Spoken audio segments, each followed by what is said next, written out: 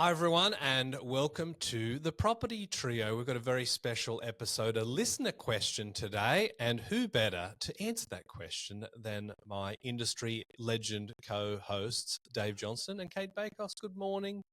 Good Morning, Mike.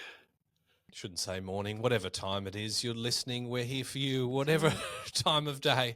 Now, Well, Freezing cold Melbourne winter's that's morning. right. 1 degree today. Yeah, kids wanted to get outside quickly and see the ice on the windows and the basketball backboard. it's absolutely disgusting. I Yeah, think it's about you- 8 degrees here, but there's I a was gonna big jump say. between 1 and 8. That's right, you Novocastrians. Never a dull day there. It's always nice. Beautiful blue sky, though, Yeah, lovely. in Melbourne. Even here, as it turns out. All right, let's jump into the meat and potatoes of this one. So we've got a wonderful listener question from a lady named Josephine. She said, "My partner and I just secured our first property at 26, and settlement is mid-September. So congratulations.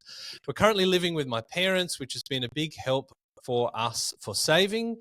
We were able to purchase the property using the first home buyers scheme, which waived LMI and enabled us to lock in a lower interest rate. Beautiful. Our initial plan was to live in it, make extra repayments on the loan, have cash in our offset, and eventually have enough equity to purchase another property for investment. After discussions and listening to your podcast, I'm not sure this was the right strategy, as my partner and I are now wanting to rent it out after the 1 year is up for a few years, then move on. We want to pay off our loan as quickly as possible and don't want our current lifestyle to change too much. Further to that, we're wanting to possibly extend and do renovations to the house. Was it a mistake to purchase as an owner-occupier first, since we're wanting to have it as a temporary investment and then go back to owner-occupier is one of their big questions. They also ask, are there big implications to switching from owner-occupier to investment and back again? Are there benefits to this, such as when we do change the loan to investment, will we be able to do renovations and then claim it on tax? Thank you so much, says Josephine, and she's a fan of the show. Isn't that lovely? Fantastic. Yeah. Great So question, there is, though. yes. Awesome question. Yeah. So there's quite a few things to unpack there. So let's start with the strategy, getting that first home grant, waiving the LMI. Obviously, those are big attractants for people wanting to get into the market. And, she mentioned that she's only 26, which is a great result. But how are we looking so far in terms of their strategy? Well, look, before she's basically asked 3 questions, but maybe even before we tackle those questions one by one, I'd just say that what a great achievement for her and her husband, Josephine and her husband. I mean, at the age of 26, Yeah. they've been organised enough to purchase a home. They've qualified for the first homeowners scheme, so they've saved on LMI and got a really good interest rate. They then are also willing to live at home and, put some more cash away. They've also bought a home that they are happy to and can see how they could renovate and extend to make it even more livable than it already is. So, from a long-term property planning perspective, I'm a huge advocate of trying to get the big rock in the jar as early as you can. And it feels like these guys have done that in spades, really. And, a strategy we often talk to people about if they feel like they'll be too stretched to get into their ideal location is to see if there are properties there that they could essentially grow with over time. And that obviously is through extension and renovation. And these guys have actually achieved that. And a lot of people don't even consider that as an option. So I would say fantastic overall property planning by Josephine and her husband is just sort of, I guess, a starting point to this discussion. Beautiful. Yeah, I have to concur. When I first saw this listener question and I saw them wondering whether they'd made a mistake, I was, clenching my teeth and waiting for the dreaded, we bought off the plan or we, bought a new apartment or something like that. And then when they topped it up with saying we'd ultimately like to do some renovation or extension work, I just thought, ripper. They've bought something that's improvable and extendable, and to your point, Dave, I think they've got that big rock in the jar by the sounds of it, or they've got themselves a really good stepping stone that could last them a long time, and that's clever in itself as well. 100%. Do we feel like it was a bit of a mistake, given that they purchased with the idea of an owner-occupier, but their strategy has kind of changed over time? Well, look, to answer that first question, was it a mistake to purchase as an owner-occupier first, since we're wanting to have it as a temporary investment, then go back to owner-occupier? I'd say, they've actually got it in the right order. And if they went to do it the other way, that's where it'd probably be a bigger mistake. And that's purely because if you live in it initially, it then becomes your principal place of residence, and it's exempt from capital gains tax. Whereas if it had have started off as an investment property, you would always have capital gains tax payable on the property.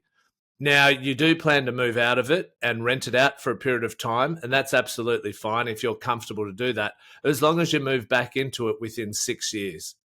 If you move back into it within 6 years, then it remains your principal place of residence.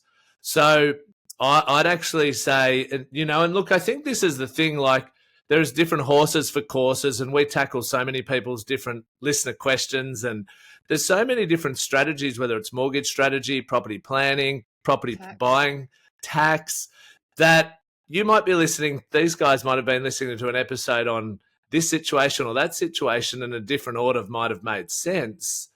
And that's where it can get confusing, and that's why you need tailored advice. So for them, I would actually say that, the order that you are doing it in has nailed it. All about taking advantage of being with their parents, and so reduced cash flow constraints there, and their ability to save is enhanced. And this manoeuvre is essentially giving them the opportunity to, as Dave said, still have something that they own, and so they've eliminated that capital gains tax issue, and they've also, aside from being able to add value later on, they've given themselves a bit of a free kick with the lender's mortgage insurance. And I think that was always really important, because if it was an investment play, they would have had a big LMI bill with only 5% down. And the home buyer scheme as well, right? Yeah. So look, I think they've sort of tipped nearly everything in their favour that they could, based on their situation. And the final, icing on the cake would be if this can be their long-term home, because then they never have to go about upgrading and accruing more non-deductible debt at some point in the future. So, and then they can, like, if they're 26, let's say, by the time they've done their renovations, they can see it being the long-term home for a family, if they plan to have a family. Perhaps by 35, they've just got pure investment strategy ahead of them for the rest of their life. And, what a great position that is to be in. Yep, agree. Yeah, absolutely. Well done, Josephine. Now, she asked the question, are there big implications to switching from owner-occupier to investment and back again? There are implications. I don't know if I would consider them as big, but in previous episode, I think it might have been the previous episode, we talked about what the ATO is targeting and getting the deductions wrong around deductible debt and non-deductible debt. So those are some of the things that kind of stand out for me. But for you guys, what does she need to be wary of, and is it something that is a concern that she's having to muddle around with the strategy? Look, I've probably already touched on some of the potential risks, and it would be, again, if she went the other way and started with the investment property first. Mm-hmm. I mean, at the end of the day, it sounds like the mortgage strategy, they've probably got pretty right that they're building up money in an offset account. At the end of the day, the interest, as soon as it becomes an investment property, the interest that they need to pay will all be tax deductible. Because the purpose has then changed at that point in time, and they actually don't want to The only thing they'd want to consider is paying interest only and preserving the debt, not paying it down and just using it all via an offset account. If this was possibly going to be a stepping stone home that they'd like to have become an investment property later on. Yeah. Yeah. I've got something to add to all of this. I mean, the fact that they've asked us this question, and we can all sense a degree of mild panic. Have we got it wrong? What are the implications? When you get this stuff wrong, the implications can be significant. And from a tax point of view to an overarching cost point of view, and to limitations with flexibility point of view. So the only moral of this story that I would suggest is they probably should have got some good tax advice before they did this. It's just really fortunate that they did get it right.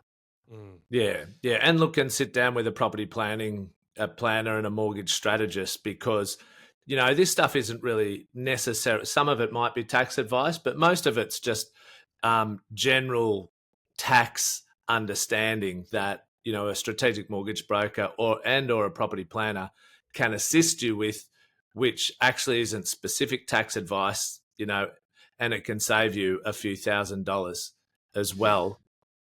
Speaking of, But the last question I might lead you into that, Mike, if you like. Yeah.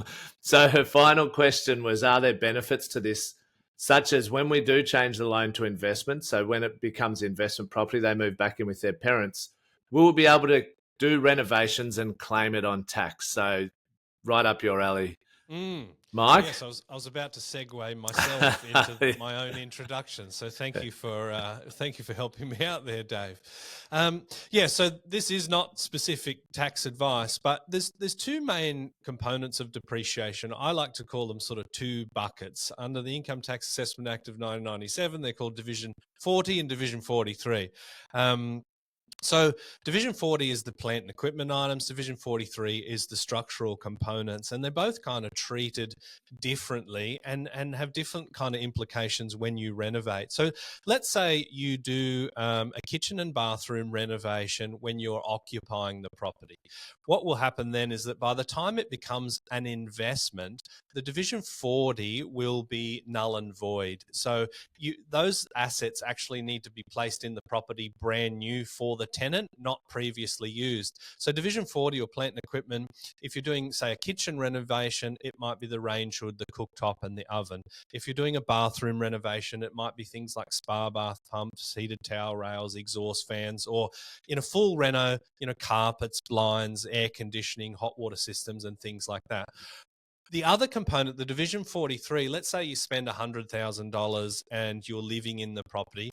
What just happens is that when the time it becomes an investment, we just work out what the residual value is. So Division 43 has a 40-year effective life. So if you do it while you're in the property and you live in it for a year, it just means that there'll be 39 years left to claim. So that's fairly easy to work out. Now, if the property is actually an income producing asset, there is a tenant in place, or you're doing this renovation for the tenant to go in, it means you won't have to worry about the residual value of the Division 43. So the structure will be depreciable from day one rather than waiting until it's an investment. And the plant and equipment items will all be installed brand new for the tenant. So you will be able to get the deductions based on those.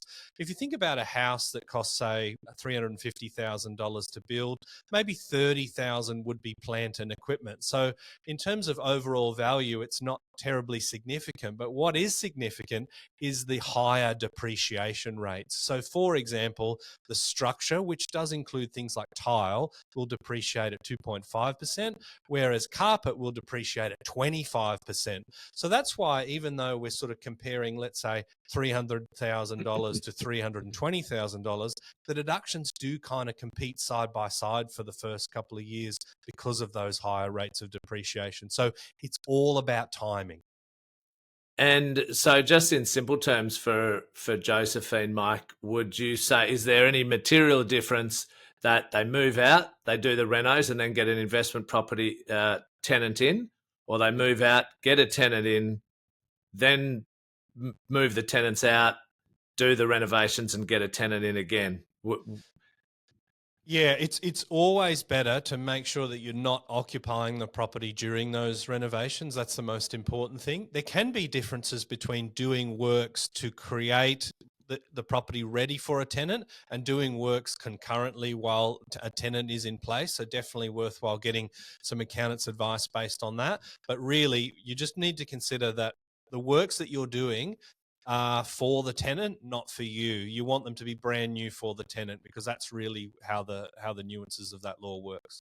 Yeah. So in theory, it sounds like they potentially could do the works as soon as they move out before getting their first tenant in.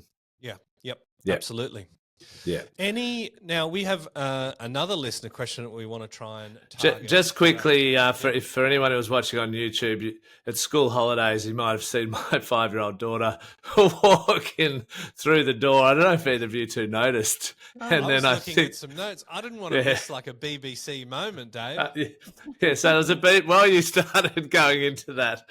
Annabelle walked through the door, and then I think she quickly realised recording the podcast. So she ducked down, hid behind my chair for about 2 minutes, and then crawled out. You probably didn't see her crawling out, but that's why the door's still open. Wasn't quite BBC though. Everyone had their clothes on, right? Yeah. You've got her well drilled, Dave. Yeah, well, look, she really wants to get on the podcast at some point, so she's made a silent debut. I actually did see last episode someone appeared in the door for a brief second. Oh, did they? So right. That could have been it. You have to go back to the YouTube tape on that. It's like capturing a ghost on a video, isn't it? I mean, it's very, very cute, the stories of Annabelle jumping on the microphone pretending to host her Property Trio podcast. So we are going to get some sound bites of that, Dave, right? Yeah. Look, maybe when we finish this, I know she's going to a friend's play date. I might try and get her on for a couple sound bites. To go out. That's lovely.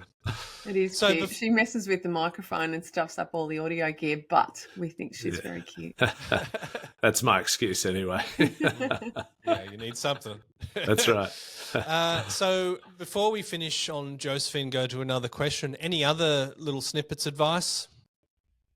No, I'd just say really well done. I think they're on a great path and keep it up. And I hope for them that can be their long-term home, because then they've got the big rock in the jar, which is one of the hardest facets of property investing. And it does tend to throw out a lot of work that's been done on people's property strategies beforehand. And often they need to sell investments and, get rid of a stepping stone home. So, yeah, hopefully it can become the long-term home for them. And while they're living with mum and dad and saving like crazy once the property is tenanted, get some advice around what you do with that cash that you're saving and how you treat your equity growth, so that you can work out whether you're apportioning money to the extension and renovation or whether you're looking at some investments or a bit of both.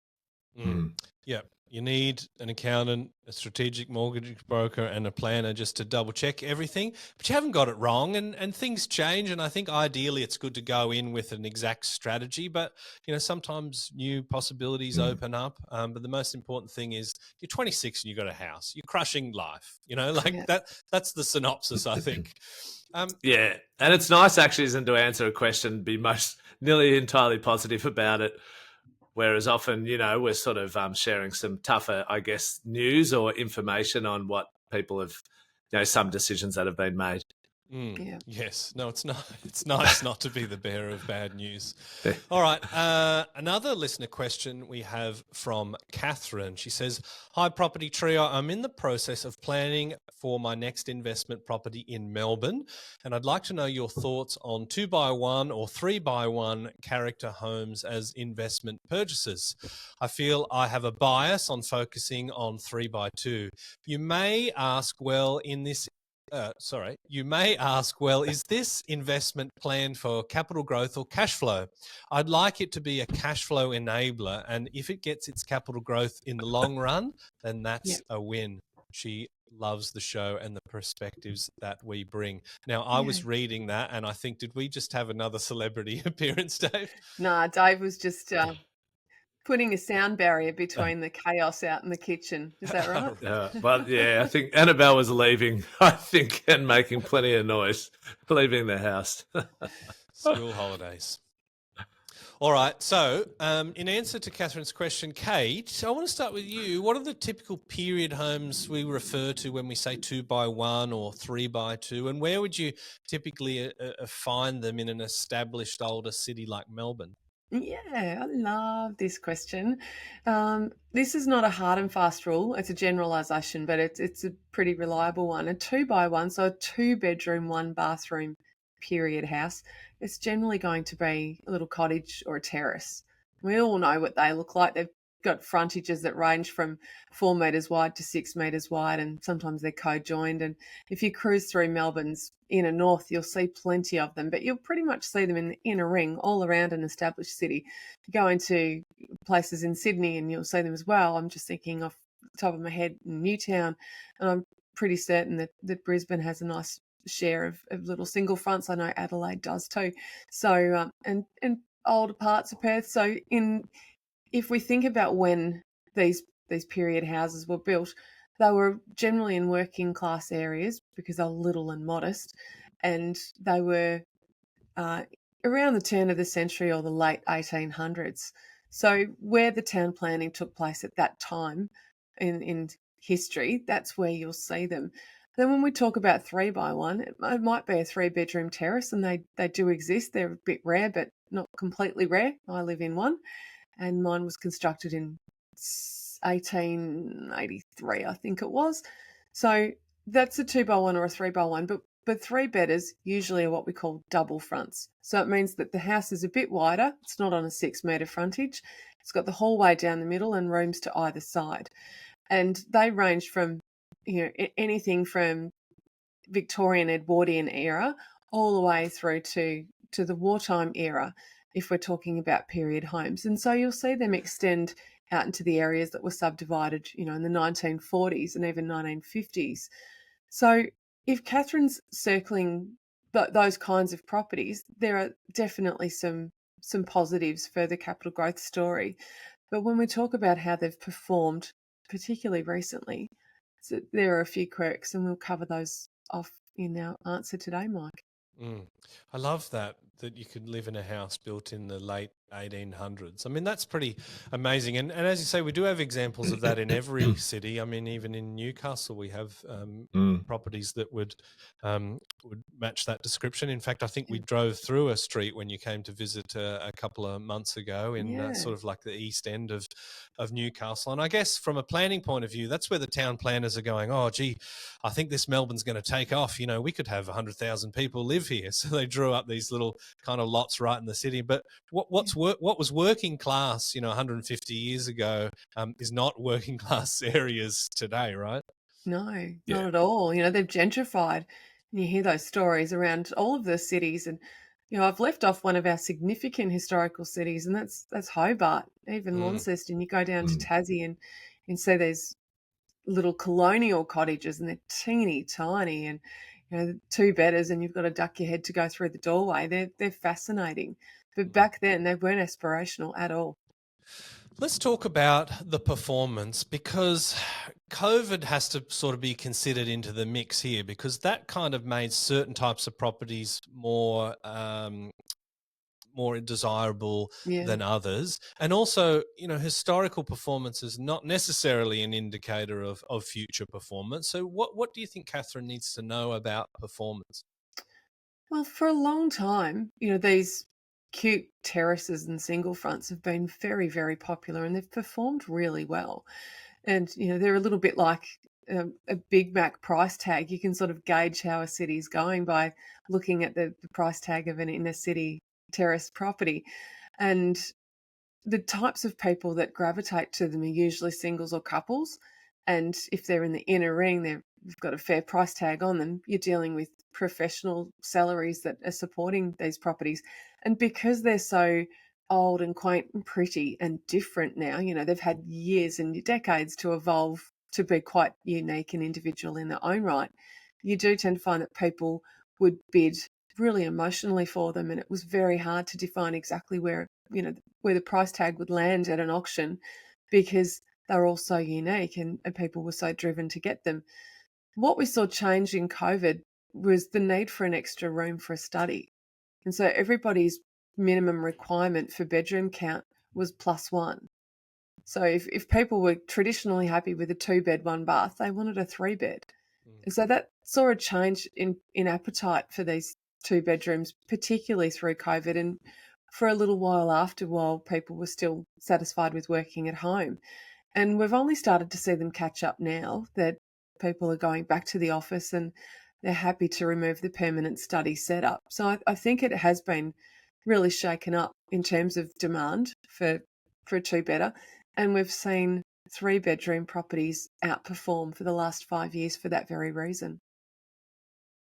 Interesting. Yeah. I think look, it really, one of the things it depends on, isn't it, is her entry price point, because I think no doubt people want an extra room than they used to because of the work from home phenomenon. But you can potentially get into a cottage, and another, the Art Deco semi-detached are often originally were 2 bedrooms, 1 bathroom.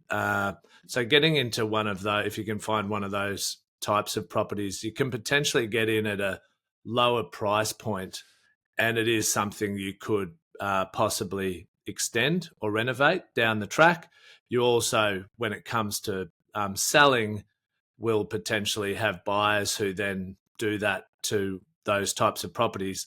We're seeing more and more of those properties already have been extended and renovated, and a lot of them can go up as well to add the extra bedroom and bathroom. So there's I guess there's your price point, there's the location you're looking for, there's what could be done to that property down the track, and what's been done to those types of properties around where you're looking to get into it.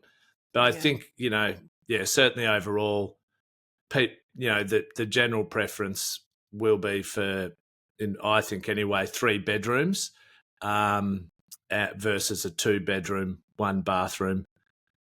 And that's only been sped up with you're COVID. right. I mean, it's aspirational to be close into the city, and it does come down to what the unit is that's living in the property. Is it a family unit? Is it a couple? Is it a single?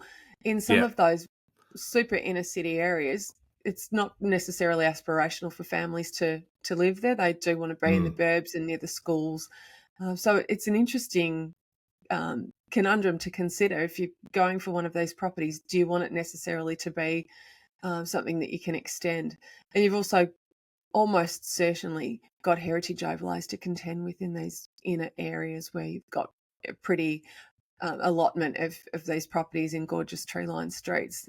It's hard to get around heritage when you've got co-joined walls and a restriction on what can be seen from the street, sometimes a restriction on all kinds of historical significant aspects of the home. Yeah, often not always though, and it does depend on the street. And so you obviously want to understand that before you look to buy a property. But you can also get a good sense of, if it's a street where there's a mixture of, say, 650 square metre blocks, and then say the semis or the cottages are on, circa 250 to 370 square metre blocks. But if the 650s have had properties that have been knocked down, rebuilds, then you're probably more likely not to have the heritage overlay on that street and on the cottages and the semi-detached. So, it's understanding those nuances as well. Yeah, so of course, if you're looking to value add, then you need to understand those heritage overlays. Sorry to cut you off, Kate.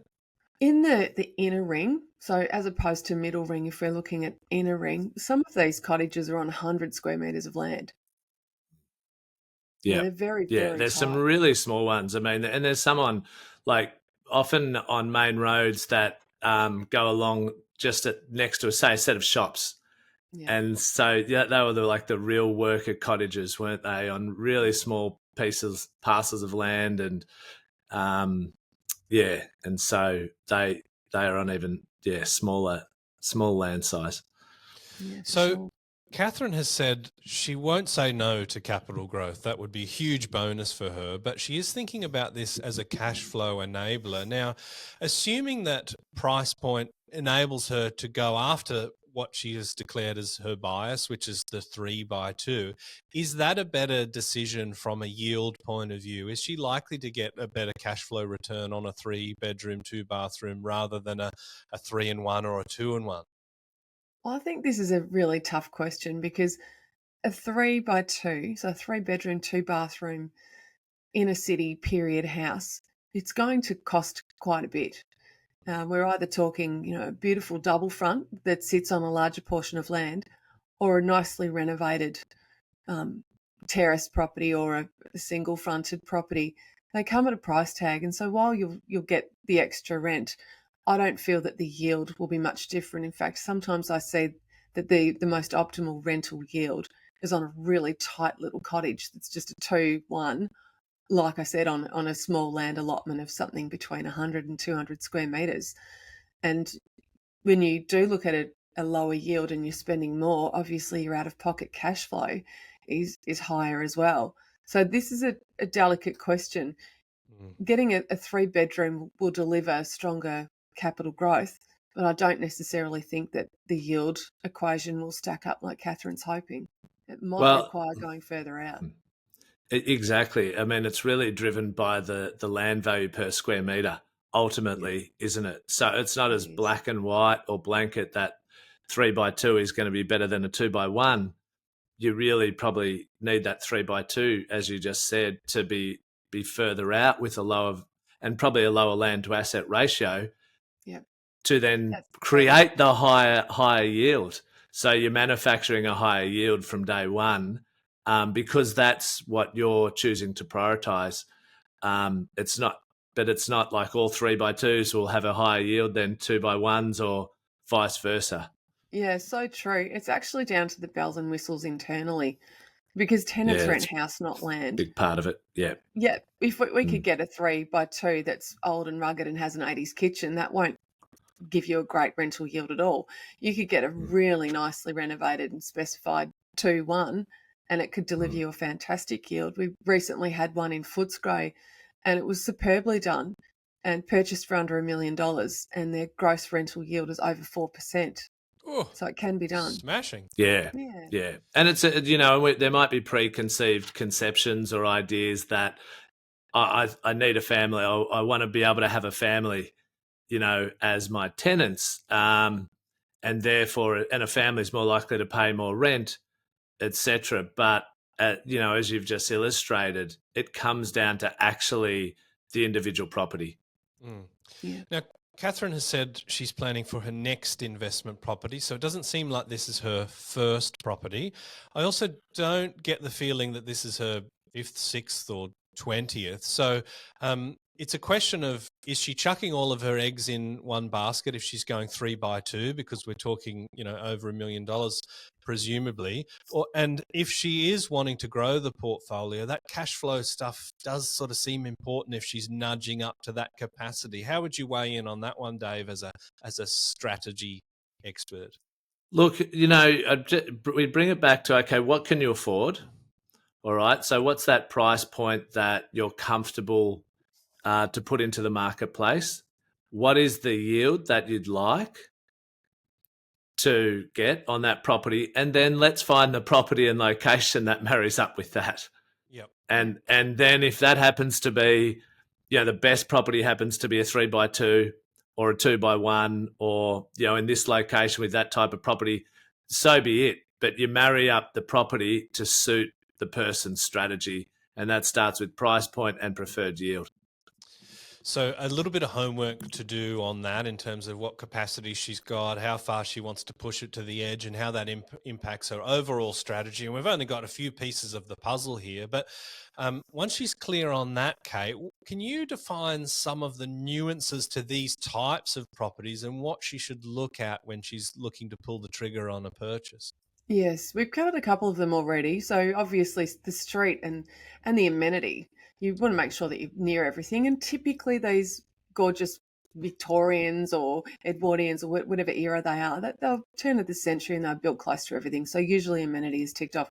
You want the streetscape to be beautiful though. You don't want to buy in a location where some of them have been harvested off for, big ugly buildings.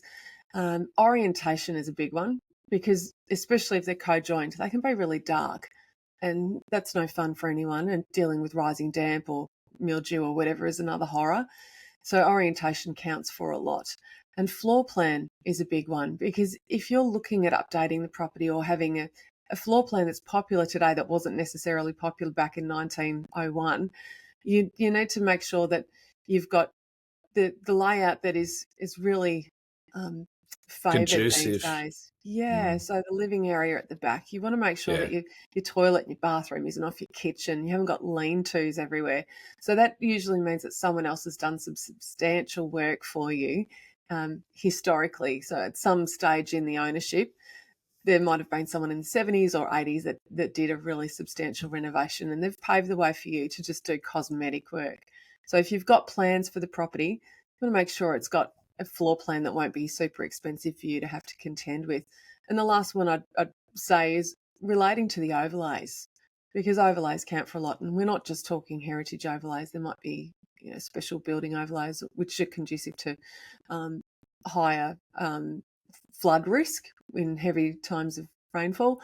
There are lots of overlays that should be considered. Compulsory acquisition is a big one if it's close to a busy road. I can just think of so many examples in Melbourne's north when we had that east-west link that we were considering, and there were lots of acquisitions there as they were widening Alexandra Parade. Every city's got a lot going on, particularly in the inner ring areas. You have to be across all of that. Now, Kate, I watched a presentation that you gave to some property managers about, what you consider your sort of A-grade investment style property, and period homes featured very intensely Favourably. in that. Yeah, favourably. Thank you for helping me out. What is the reason why you see that as a perennial performing type of property? Well, it's because it's scarce and it's in high demand. You can get scarce and in low demand. That might be something facing a cemetery. That's one of my favourite examples. It's quirky weird, not quirky good. When it's scarce and it's in high demand, the high demand ensures that you've got a lot of people standing there bidding for it on auction day, and the scarce part means that it's harder to put a figure on, which means that emotional buyers will justify a stretchy price for it because there's nothing else to compare it to. And so period properties aren't the only high performers, but my goodness, when they're done nicely and preserved, they're up there. Yeah. And there's not getting any more of them. There's only getting less of them over time. Yeah. And it's interesting because I had one recently that I secured for a client in Hawthorne, Dave. Beautiful property, really close to Glen Ferry. The streetscape was just very pretty with consistent period Victorians. And when we did the comparable sales analysis and sat down with the clients and shared it all to work out where we'd set our limit, they produced a property that I didn't think was comparable. Internally, it was better, had more bells and whistles. It was very cool. However, it was a reproduction. So similar area, similar size dwelling, similar look, but not built in 1900. It was built in circa 20-something. And so I had to explain that while it's newer and better, it's actually not as favourable. We like the old original ones. Yes, they don't build them like they used to, is the old adage, and it's true. Yeah. Well, Catherine, we wish you all the best in the search there. It sounds like you're heading in the direction of Kate's preferred type of investment. And again, as Dave sort of... And Dave's. And Dave's, yeah, exactly. Yeah, Dave and I tested into it. We're both in period places that we've had to deal with renovations on, but we love it. Yeah, and you we were helping people orientation all the time. Essentially because it's 1 degree. It matters in Melbourne. You could perish if you had the orientation wrong. Yeah. Sorry, Dave. What were you going to say? Oh, look, I was just going to say we've been helping people buy into period homes for 20 years. So, yeah, we've been certainly going down that pathway for a long, long time. Back when you can afford to get into the inner northern suburbs, and I remember helping people get into Brunswick and then Northcote before it was cool and trendy. And yeah, so And I mean, and that's really where I think our good friend Peter Kalizos has done some of his best work, is identifying the pre-gentrification suburbs. All very well to go, oh, you know, Northcote's cool now, but the price will have moved by the time that's public perception. But he's definitely got a gift at identifying those. So definitely recommend anyone that's looking for areas that are about to gentrify, you know, follow that bloke around. He's an absolute wizard. So it just comes down to, I guess, in summary for Catherine, what her price point is, how important the cash flow is, and how much that capital growth is going to kind of inform her strategy as well. Is that a fair synopsis? Yes, very. Yeah, well, I think it's always worth remembering that if the capital growth outperforms, the rental growth will outperform. And that's something that can be forgotten at the moment in time when we're buying in to the property, that even if it does have a lower yield, if you get a lot higher capital growth, the yield might stay the same, but the rental growth could probably be greater than if you started with a property with a higher yield. We've touched on that at different times over the podcast series, and it can be a tricky thing to comprehend without actually having numbers and a whiteboard in front of you. But if that doesn't make sense, just go back and re-listen to what I said then 2 or 3 times if needed, because it's not always about the yield on the day of purchase. Yeah, that's an interesting one. I mean, for me, when I'm looking at investments, in my head, I think about the current yield on purchase price back when it was purchased, right? Because like a 4% yield when you buy the property, if it goes up in value and the rent goes up roughly to the same amount, it could stay 4% yield ostensibly. But if you paid half of what its value was, then, you know, those numbers are very, very different. How do you guys think about them? Yeah, look, I mean, there are examples, and we've shown examples over the journey of properties where the rent at day one is less than this property X on day one, but because that property's capital growth is greater over 20 years, the rent you're earning, 7 years down the track is greater than on the other property, and so is the equity you have in that property, but the yield is lower than the comparable property. So yeah, it's actually one of those really critical components to understand as an investor. And if this, again, I'd really say to our listeners, if this isn't making sense to you, how this is being explained right now, take the time to listen and understand this, because it's a really important part of it. Actually can really help select quality investment properties. It's a piece of the puzzle. Kate, you were going to jump in there? I think a lot of people limit the potential of the property that they're going for because they create a false ceiling on their tolerance for negative cash flow. And I'm not suggesting that people should rush out and expose themselves to nasty cash flow for no reason. You do it because you're wanting great equity growth and phenomenal capital growth. And a general rule is that if you're going for a high-performing capital growth blue chip asset, you will be getting less rent. So if you've created this false ceiling, and then 10 years down the track, you've got a cash flow positive property and you're scratching your head thinking, I could have got a better growth asset. Well, then you've made a mistake there. I think you've got to work with what you've got and be prepared to be uncomfortable at the start, because that's the uncomfortable part, and it gets easier from there. 100%. And just actually another thing alone, often it's talked about, I want to consider that the rent will help us borrow more into the future. But again, often that isn't the story if you start off with a higher yielding property, because the rental growth as a dollar figure doesn't grow as much over time because of the phenomenon we're talking about. Further to that, rent is so overrated with your borrowing capacity, because most banks will take off 20 to 25% of it. They then add 3% to the interest rate you're actually paying on the investment property. So the most powerful thing to your borrowing capacity is your income. Yeah. And the more you can focus on that and grow that, that's going to help you to continue to increase your borrowing capacity so exponentially more than rental, because rental income gets shaded to such extremes. And if anyone from the banking sector are listening, that is rubbish. We're in a rental affordability crisis. You need to factor in a little bit more so we can go and transact with you. That's just a little side agenda there. I just want to say a very big thank you to Catherine and Josephine, of course, for your questions, for your kind appraisal of what we're doing here on the show. Really makes us happy that we're providing value to people, because that's what that's all about. So thank you for your question. And of course, if you're listening and you have a question, please ping that through. We like to cover as many as we can. But guys, it's now time for the gold nuggets. Now it's time for us to go mining for our gold nugget property tip of the day.